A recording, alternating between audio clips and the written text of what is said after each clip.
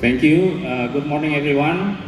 Ladies and gentlemen, delegates, exhibitors, government officials, and of course the organizing committee. Thank you very much for inviting me to this stage.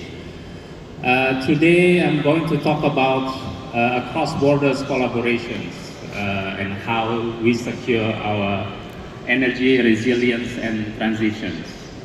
So here I would like to emphasize how we can collaborate cross-border so that we can fulfill each other, whether through technology, through investment, through expertise, through knowledge, and so on and so on. So this is what I do. Hold on. Back. This is what I do. So I'm actually running two major associations in Indonesia. One is Oil and Gas Association, Indonesian Oil and Gas Association. The second is focusing on innovations and sustainable technology. And I'm also running few companies, three companies founded and also running as a director in the few companies. Investment companies, technology companies, collaborations with other stakeholders in Indonesia as well as abroad. So what is Indonesia energy situation right now? I don't have much time here, so I would like to be very swift in explaining and just for you to be able to see the potential. So of course, every country will speak about trilemma. Yeah, what is the dilemma of what we call it trilemma? So what is trilemma? Is energy security, energy affordability or energy equity, and energy transitions. But the first two is the most important to any country, of course, security and affordability. So people has to be has to afford the price of energy, and the government has to secure their energy availability for the people and for the industry as well. So where is Indonesia? This is this is the world, right? Indonesia is not doing so good, not doing so bad actually. So we are in 53 rank, yeah. So we have quite good the A here, energy security, because what? Because we have a lot of resources, yeah, renewable resources as well, oil and gas resources, coal resources, and so on and so on. So we have achieved energy security, which is a very good energy security. Environmental sustainability, we are C, so not quite good, but we are reaching there. So the government is focusing on how we can transition to more sustainable energy, of course. And energy equity, affordability, which is also C, not very good because we are trying, the government is trying to make the energy more affordable for the people, yeah, through incentive, through through any fiscal incentive. Yeah. So we are not so bad, we are not so good as well. So this is Indonesia energy mix. Yeah, we are actually here. Well, it's 2 years ago, but still valid. Yeah. So our gas is still dominated by fossil fuels, of course. Yeah, our energy mix 37%, almost 40% is still coal, and then for gas about 19%, yeah, and oil still 32%. So this is mostly because of fuels consumption for transportations and for industry still using oil. For energy generation, we are still using gas and mostly coal. Yeah, more than 60% of energy, electricity generation is still using coal. And for renewables, we are, well, now is a bit more closer to 12%, so it's about there. But we are aiming target to be more than 20%. And of course 2050 more than 31%.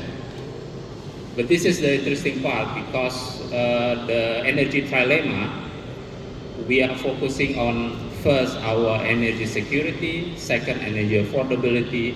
So as you can see by 2050, the energy generation will still dominated by fossil fuel, yeah, mostly oil, coal, oil and gas. So by 2050, the renewable energy portion hopefully will reach more than 30%. This is what we are aiming. This is how we can achieve emission reductions by 2060. And everybody has his own target for net zero emissions. Yeah? In Indonesia is 2060.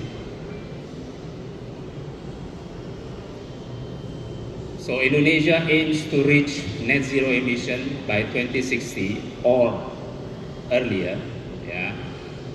Our president, government official already declared that in COP26, COP27, and latest COP28, yeah, going to declare and how to reach emissions by net zero emissions by 2060.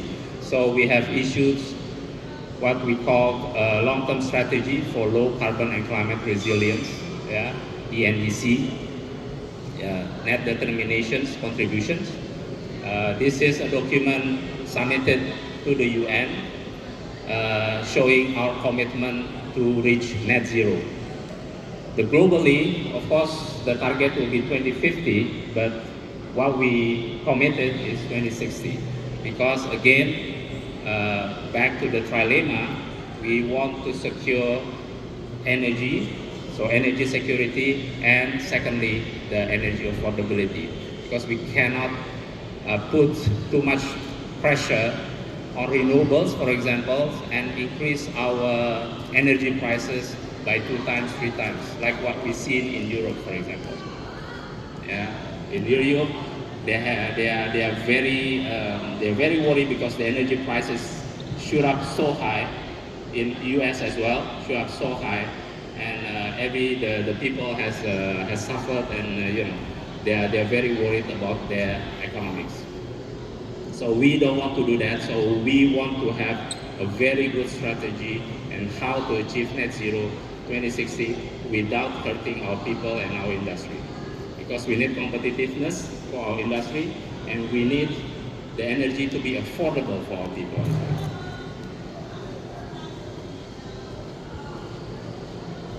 So this is RUPTL. So the plan, the long-term strategic plan for our electric generations issued by PLN, our national electricity company. So according to the strategic plan 2021-2023, the new generation, the new power plant generations will be dominated by renewables. As you can see, water,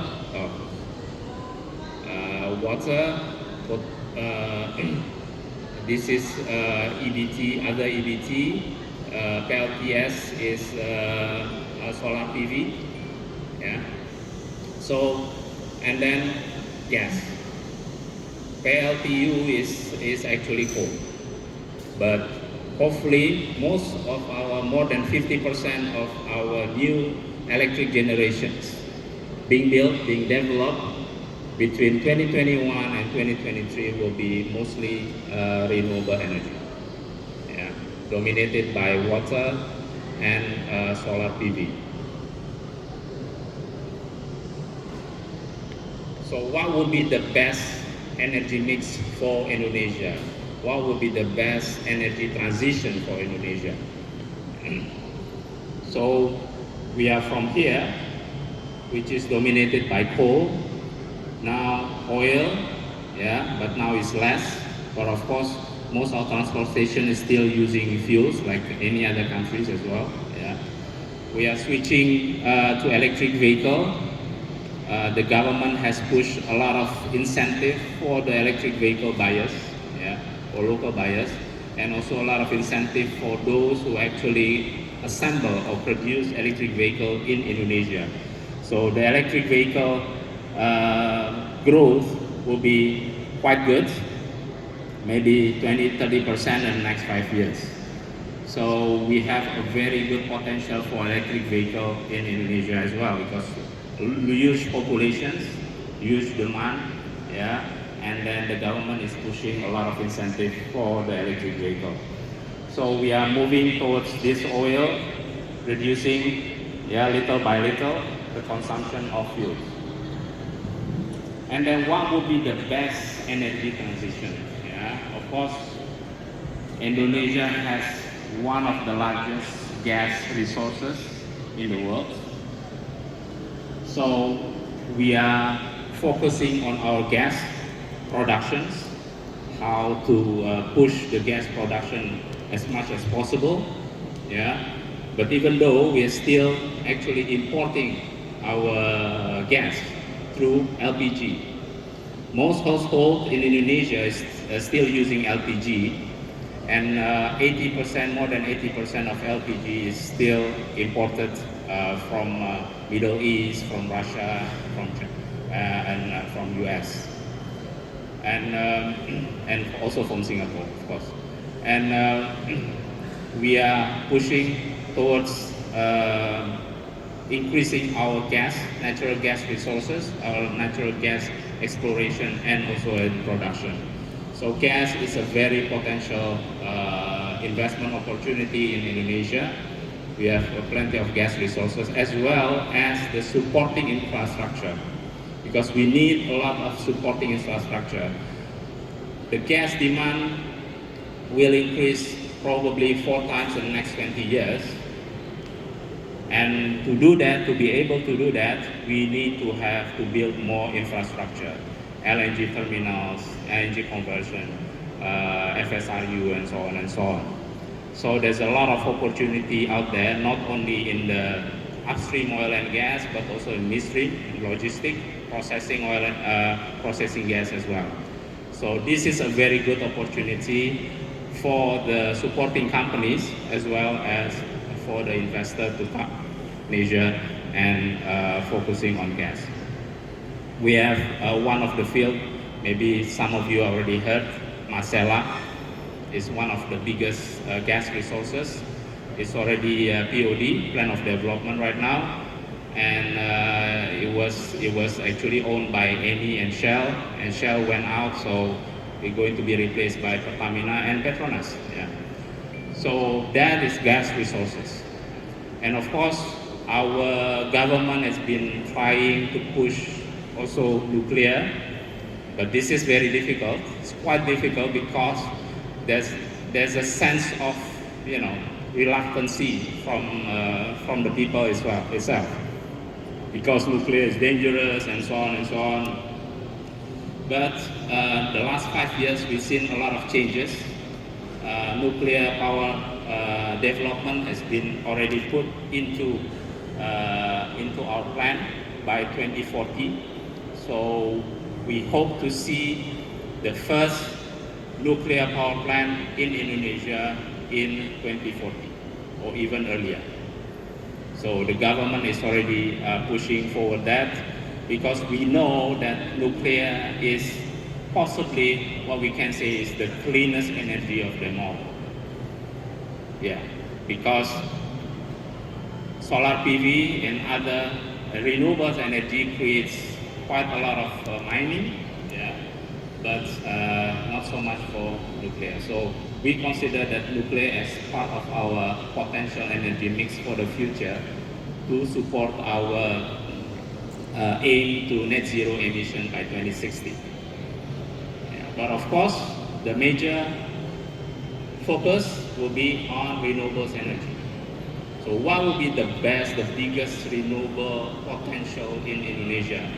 Of course, we've seen water, but not so much potential. There's a lot of, because we are an archipelagic countries, so there is a lot of islands. So our river is not as only few places that has a very big potential of water. But the two most biggest potential for renewables will be here, geothermal and solar PV. We are in the equatorial country. We are an equatorial country, so we are blessed with a lot of solar. Yeah. So this is a very good potential for business as well in Indonesia. We have plenty of spaces, yeah, to implement solar. We are our biggest in Southeast Asia is going to be implemented solar PV in Indonesia. PLTS Ciratas 125 megawatt of floating solar PV. So there's a lot of floating because we have a lot of dams. We have a lot of floating solar PV potential in Indonesia, which is very good. It can add addition a lot of energy generation for the people in the surrounding area. And the most potential renewables in Indonesia will be the geothermal. The geothermal in Indonesia has the largest or the biggest geothermal resources in the world. The biggest, number one. And in terms of the implementations, we are actually the second largest implemented geothermal in the world. Second. The first one is still America. America is the first, and we are trying to reach to be the first in the world in terms of generating a geothermal electricity production. Well, we have a huge potential of geothermal. Why? Because we are right in the middle here. If you can see, the background is Indonesian map. We are right in the middle of the ring of fire. Yeah, so a lot of volcanic structure here in Indonesia, from west to east. Here is all volcanic. So there's a huge potential, and we are the largest potential of geothermal in Indonesia. But of course, we need more investors. That will be the challenge, yeah, because geothermal production is not very easy. It's quite one of the most challenging development in renewables energy. So, but it has a very big potential. So, what is Indonesia oil and gas situation? Because here we are all from oil and gas sector. Yeah. So, what will be the Indonesia oil and gas situation? There is our productions. Yes, our productions is going down. Yeah, but our government is trying a lot to actually push the production to be up again. Yeah, they are targeting by 2030 1 million barrel of oil per day. So here we need whatever help we can have, they can have. So technology, investment, yeah, know-how, and so on and so on. So this creates a lot of opportunity. Why? Because our government is more flexible right now. They are more open to discussion, they are more open to new technology, and they are more open to fiscal terms for investors, for example. So they know that we are everybody or every country, every producing oil and gas producing countries are looking for investors. Yeah, so the government is trying to be more flexible and then create a lot of incentive for Indonesia so that the investor can come and help to boost the oil and gas production. So we need by 2030, which is very near, more than 300,000 barrels per day. So we are currently producing 620,000 barrels a day. This is oil. The gas, we are currently producing about 5.6 BCFD. billion standard cubic feet per day. And again, as well, the same as the oil, they're trying to boost the production as well. There's a lot of giant discovery in Indonesia, and mostly it's gas. So now in Indonesia, it's actually gas era. It's no more oil era because there's a lot of oil fields, but the new discovery right now in Indonesia is more on the gas era. So there's a lot of opportunity out there for the technology providers, service company, as well as investors. So how to increase these productions? First is to improve existing asset value, so reducing efficiency or increasing efficiency, reducing costs, increasing productivities. First is transformation resources to production. They speed up the POD process so that they can monetize the fields as soon as possible. Water flooding and enhanced oil recovery. So some of you has the technology enhanced oil recovery. You are welcome to discuss with us. This will be a great potential on how to boost productions. And fourth, of course, explorations. Without explorations, you cannot achieve this much. So it has to be backed up by explorations. Our ratio of resources to productions is actually now below 1. So we need more exploration to boost our resources.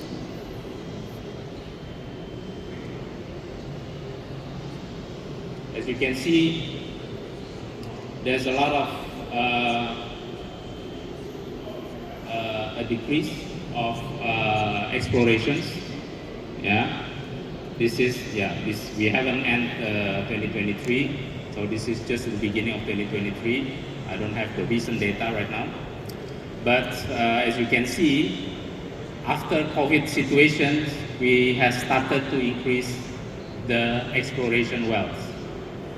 And why we haven't achieved 2014, 2016, 2012, 2014 level, because there's no much rig available in Indonesia and somewhere in Southeast Asia. So there's a lot of issues because we need rigs. This year we are planning to drill, I think 600 to 700 wells. But there's no rigs. There's only few left. Because of the COVID situation, because of the downturn of oil and gas, there's a lot of issues, availability of the rigs.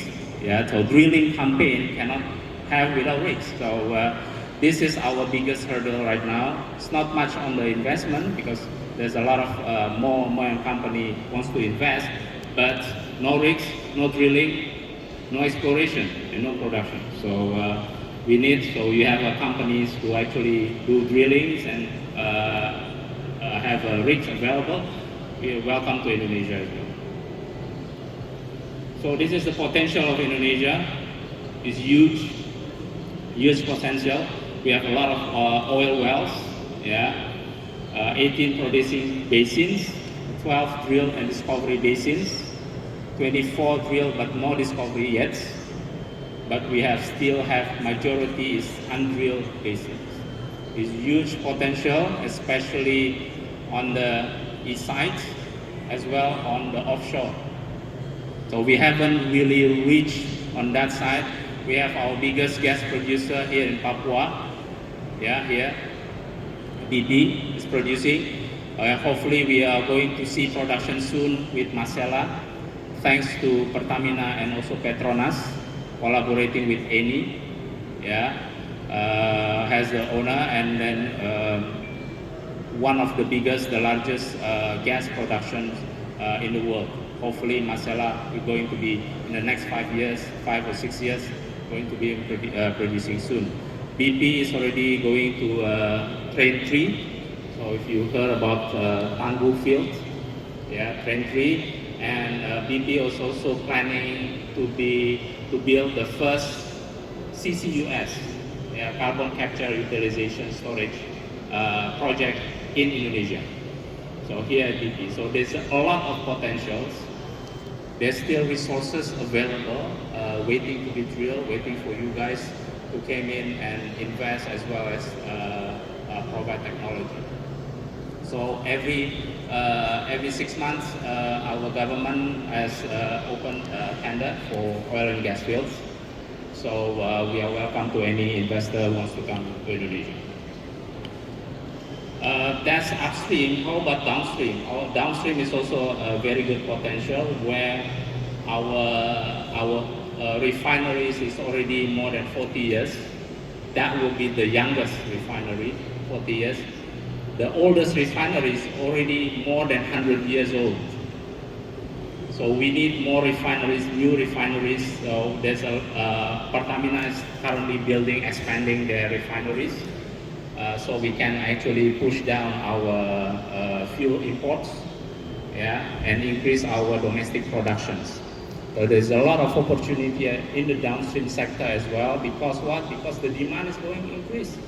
Yes, emissions, they try to go down emissions, more renewables, but our population growth is big.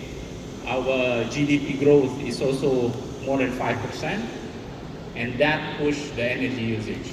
Yeah. So even though the percentage of oil or gas usage is going down, but in terms of volume, it's always going up. So there's a lot of opportunity for us to be in this business in the downstream and midstream sector. And I already mentioned about the infrastructure needed for gas infrastructure. So that also creates a lot of potential in Indonesia. Indonesia has also many problems in terms of oil and gas productions. As you can see, because after COVID, a lot of oil field is actually reducing their production, reducing their activities, and creates a lot of problems. Yeah. So we have a lot of LPOs in 2021, for example. Now it's improving, and this creates also opportunity for service companies, for technology company, and how to solve their problems. Yesterday, when we had a meeting, I discussed about 3 main issues in Indonesia in all fields, our mature fields: sand, H2S, and CO2. So if you have technology or methodology to solve all these problems, we are welcome to discuss. So this has a lot of potential to actually create business in Indonesia as well. So how can a cross-border collaboration create solutions and opportunities? Solutions for those issues, opportunity for business, of course. Yeah, we are here all for business. Yeah.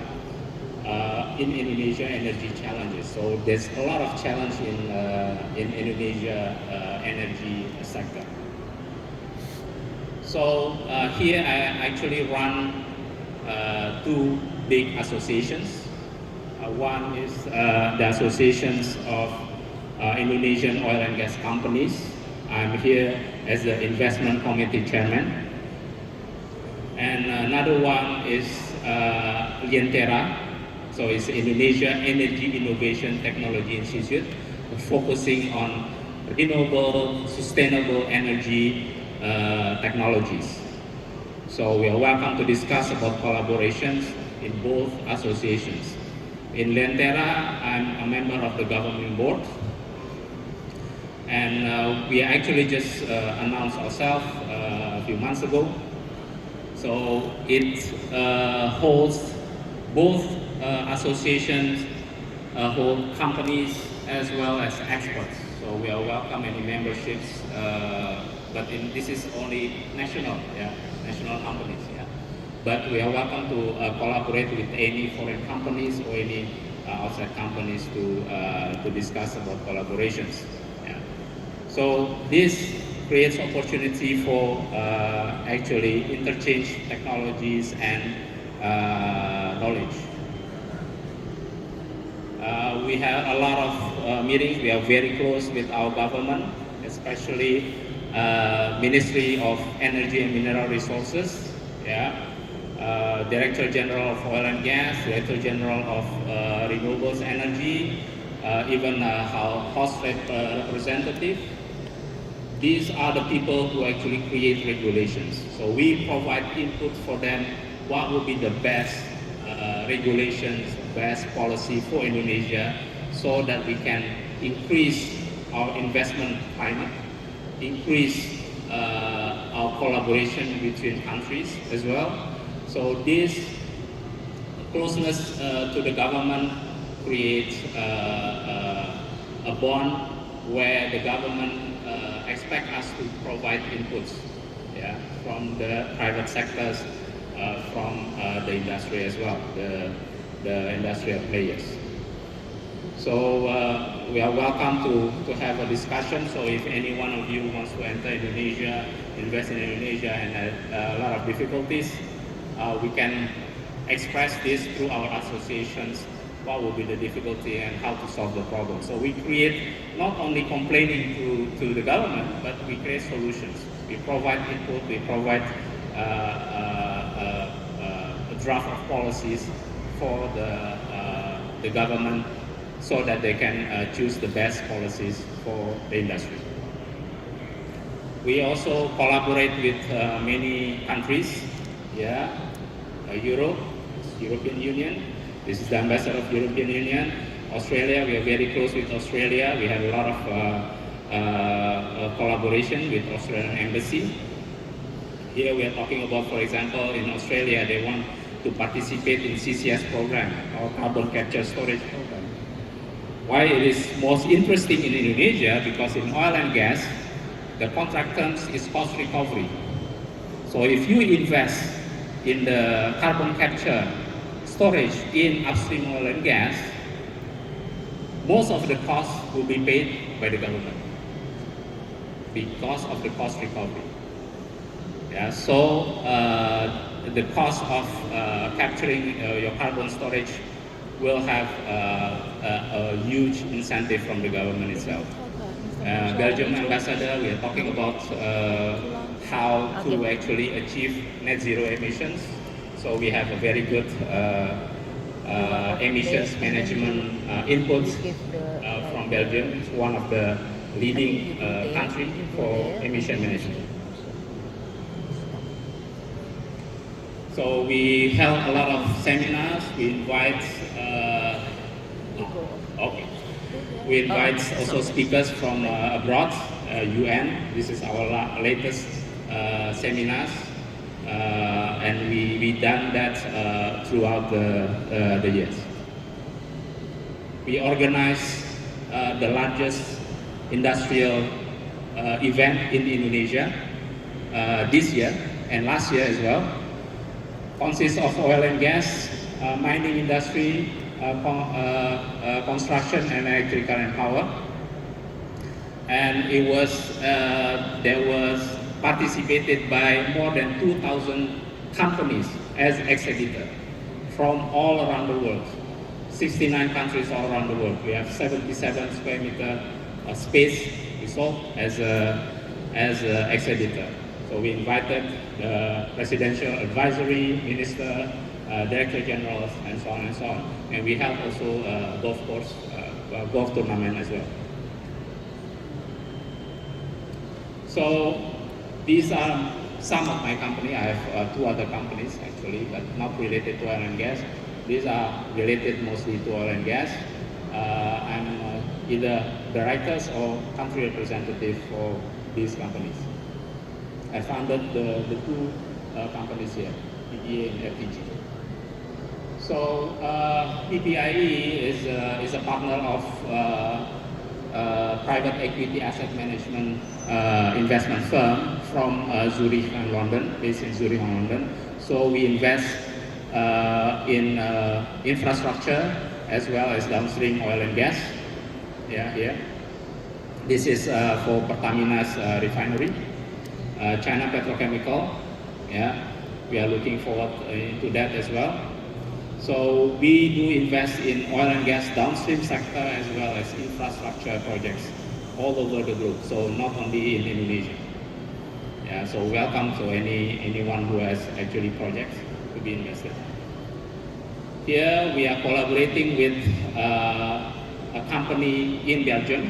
A Belgian company is a leading in emission management, global leading emission management. Yeah, actually the consultant of Saudi Aramco for emission management, emission reduction. Well, we are creating a partnership in Indonesia to implement not only the technology but also the policy.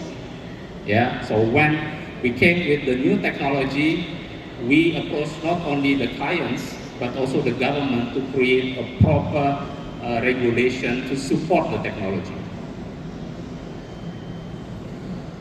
Here, digital transformation, we are in collaboration with the leading company of digital transformation, Aviva, if everyone is in the digital business.